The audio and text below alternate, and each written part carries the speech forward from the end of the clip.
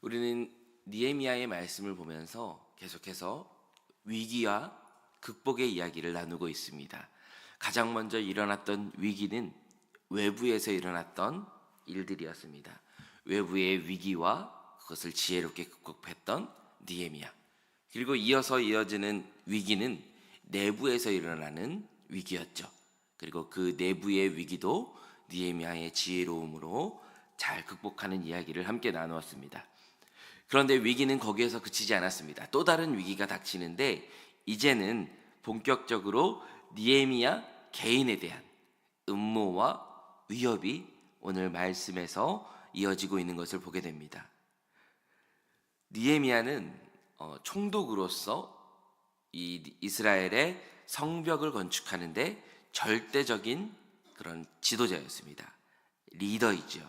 그래서 그들의 공동체를 무너뜨릴 수 없다면 오히려 그 리더인 느헤미야를 집중적으로 공략해서 느헤미야를 무너뜨려야겠다라는 생각을 하게 된 겁니다.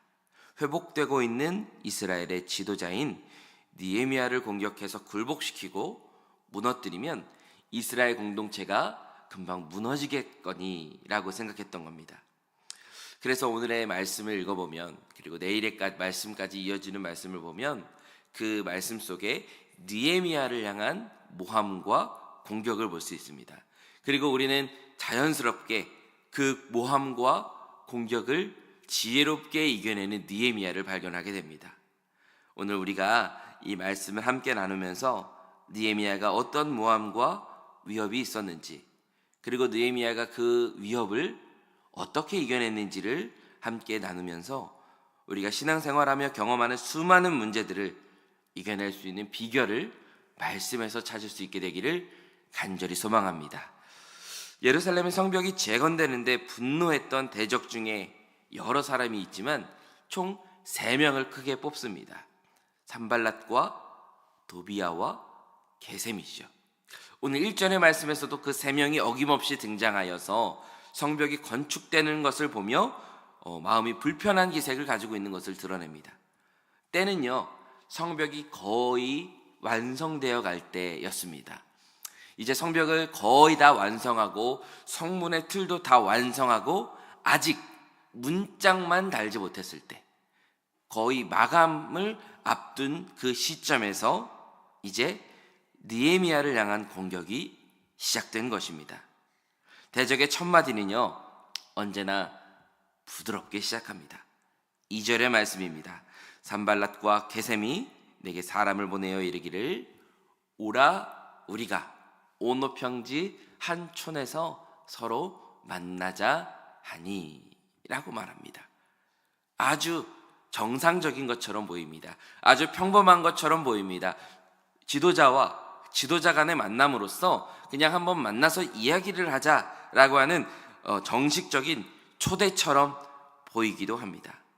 대적들은 언제나 함께 의논하고 미래를 도모하고 협력하려는 것처럼 다가오지만 그 안에는 독을 품고 있고 칼을 품고 있습니다. 도비야와 게셈의 계략도 그러했고 느헤미야는 이 계략이 자신을 해하고자 하는 것을 알았습니다. 그래서 후반절에 이렇게 말하죠. 실상은 나를 해하고자 함이었더라. 느헤미야는 하나님이 주신 지혜의 눈으로 그들을 바라보았고 그 검은 속내를 다 파악할 수 있었던 것입니다. 그래서 느헤미야는 그들의 부름에도 더 중한 사명, 공사의 직무를 이유를 대며 그들의 꼬임에 넘어가지 않고 물리칩니다. 3절의 말씀을 보면 내가 이제 큰 사역을 하니 그곳으로 내려가지 못하겠노라. 어찌하여 역사를 중하게 하고 너희에게로 내려가겠느냐. 나에게 맡겨진 사명이 이렇게 중요한데 너희를 만날 시간은 없다라고 말하며 단칼에 거절하고 있는 모습입니다. 그러자 도비야와 게셈은 이제 방법을 바꿉니다.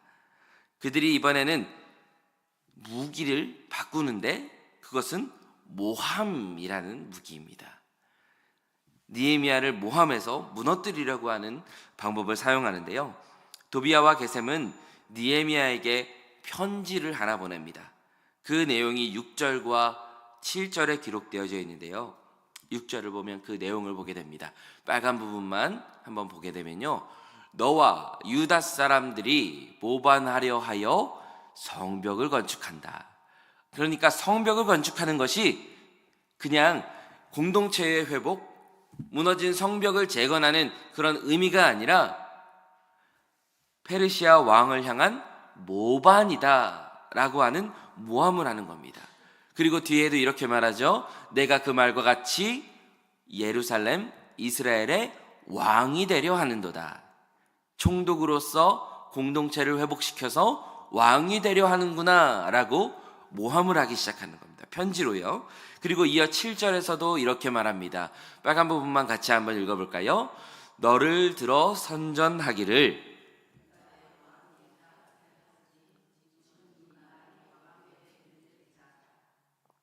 네, 이 많은 설명이 좀 필요한데요.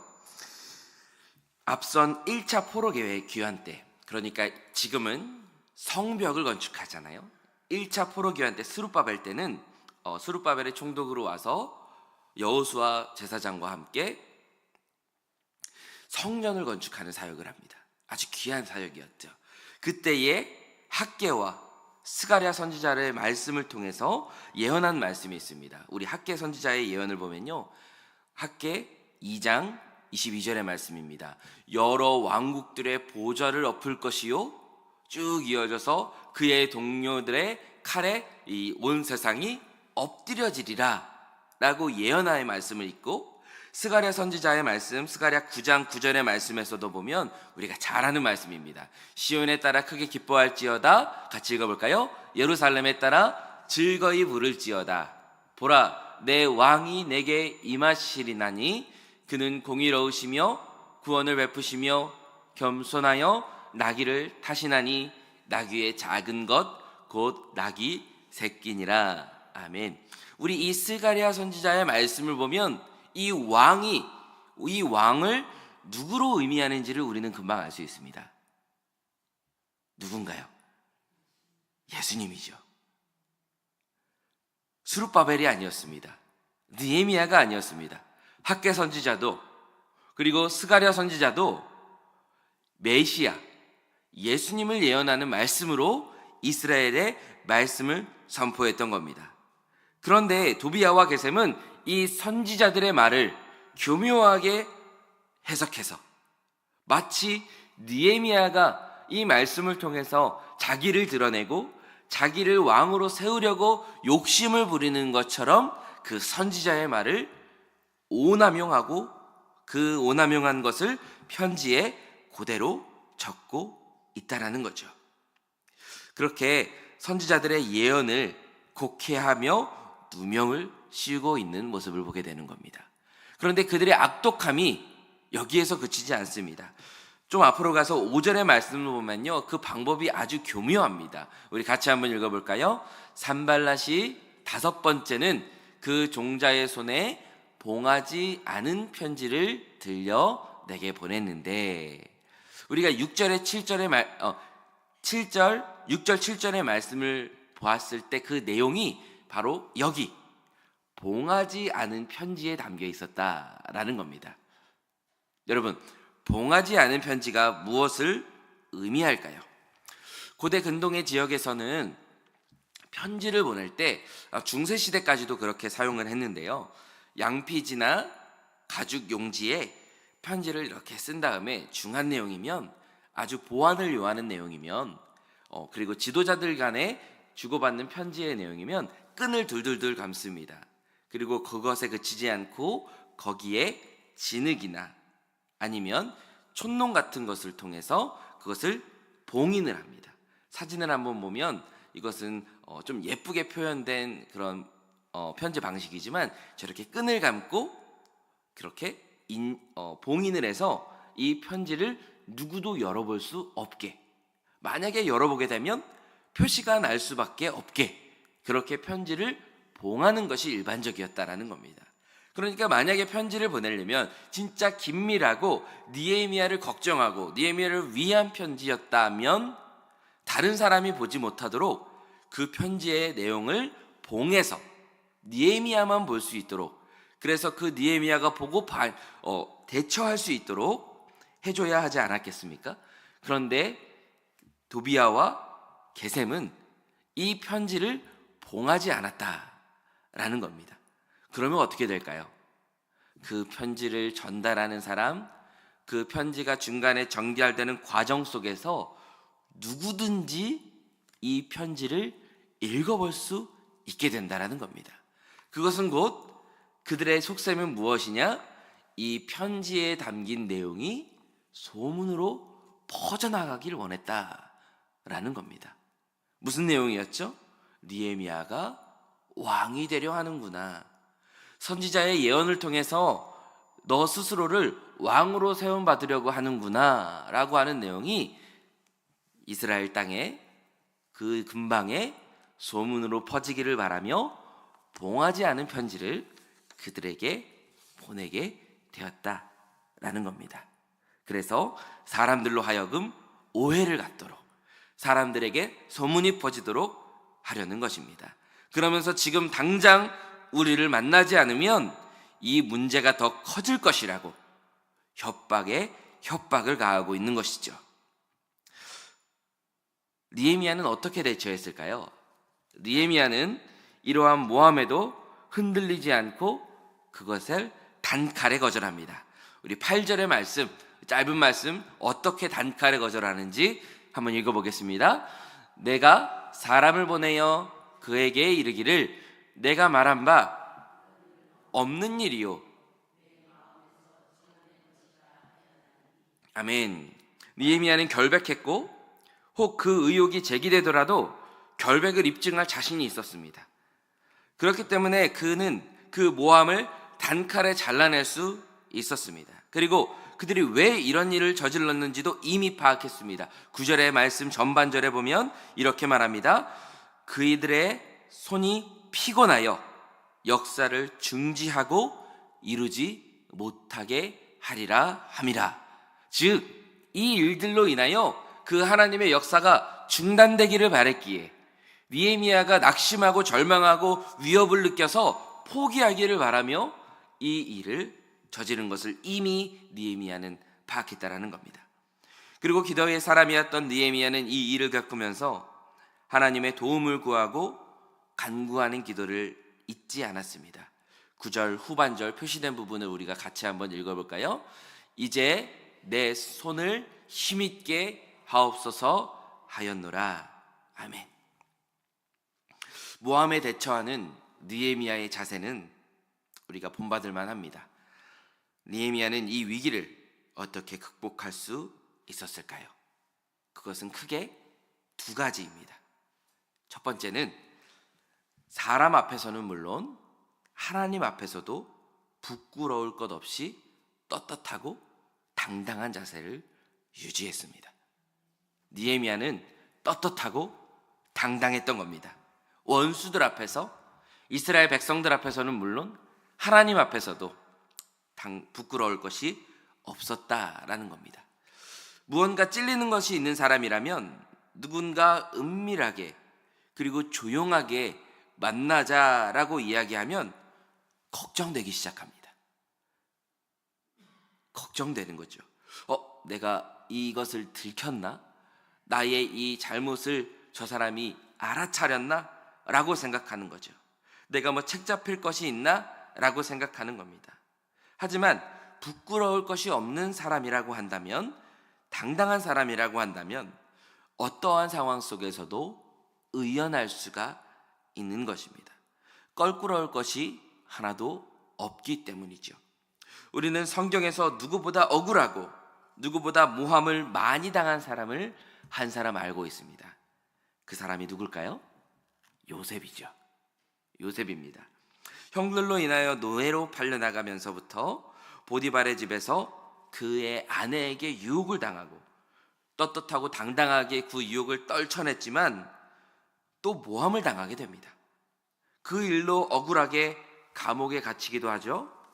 그 감옥에서 술 맡은 관원장의 꿈을 해석해 주면서 이렇게 말합니다. 잘 되었을 때 나를 잊지 말아달라 말하죠. 그런데 술 맡은 관원장이 잘 됐는데도 불구하고 요셉을 까먹으면서 배신 아닌 배신까지 당하게 되는 모습을 보게 됩니다. 이러한 모함과 배신 속에서도 요셉은 당당함을 잊지 않았습니다. 왜냐하면 요셉은 사람 앞에서도 부끄러울 것 없이 떳떳하였고 하나님 앞에서도 부끄러움 없는 삶을 살았기 때문입니다. 그리고 그런 요셉을 하나님은 결국은 회복시키셔서 그 요셉을 들어 사용하시지 않았습니까? 느헤미야도 그렇게 대적들 앞에서 당당했습니다.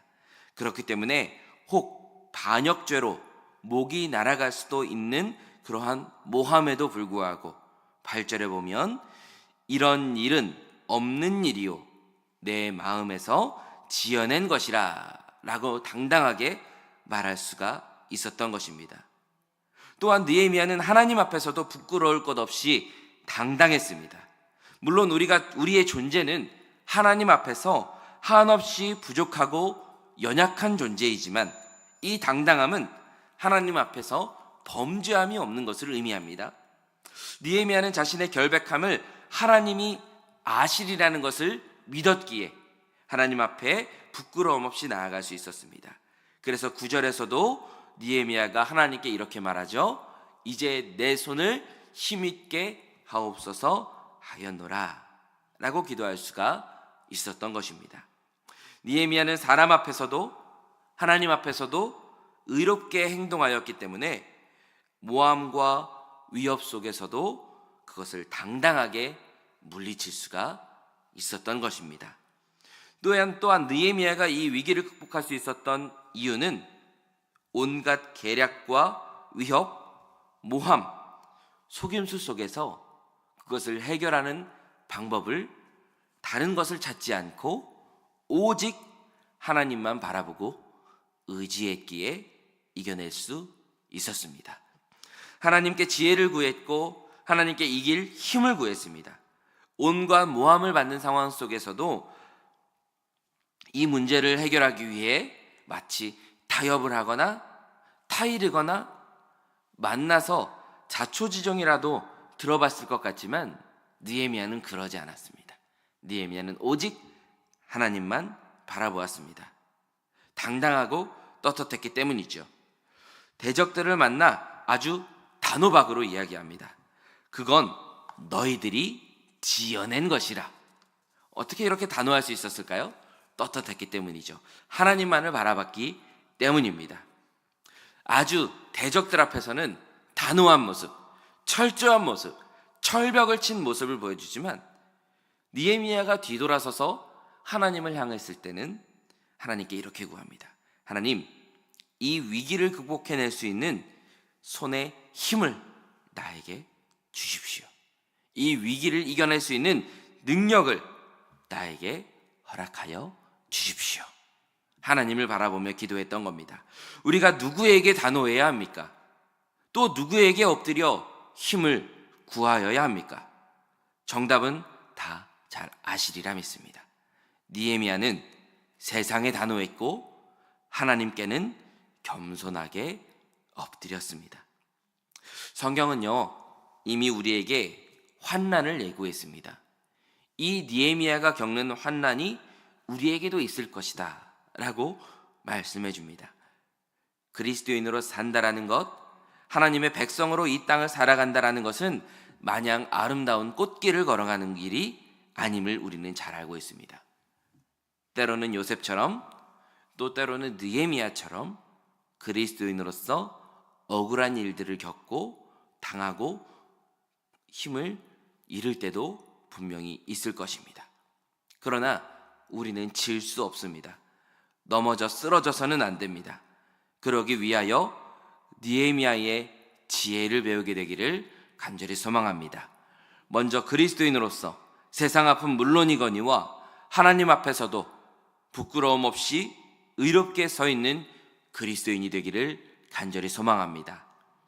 그리고 어떠한 상황 속에서도 하나님을 먼저 바라볼 수 있는 믿음을 갖게 되기를 간절히 소망합니다. 모든 상황 앞에서 하나님 앞에 엎드려 기도로 주님께 간구하였던 느헤미야의 기도를 우리가 배울 수 있게 되기를 간절히 소망합니다. 이런 느헤미야의 지혜를 배울 때 이 세상 속 환난 가운데서도 우리는 분명히 승리할 수 있을 줄로 믿습니다. 왜냐하면 우리 주님이 이미 승리하셨고 우리는 주님 편이기 때문입니다.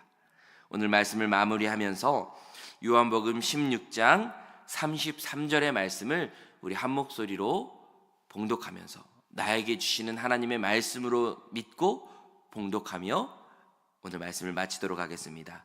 요한복음 16장 33절의 말씀입니다. 함께 봉독합니다. 이것을 너희에게 이르는 것은 내 안에서 평안을 누리게 하려 함이라. 세상에서는 너희가 환난을 당하나 담대하라. 내가 세상을 이기었노라. 아멘. 우리 찬송가 336장 찬양하시고 합심으로 기도하며 나아가겠습니다.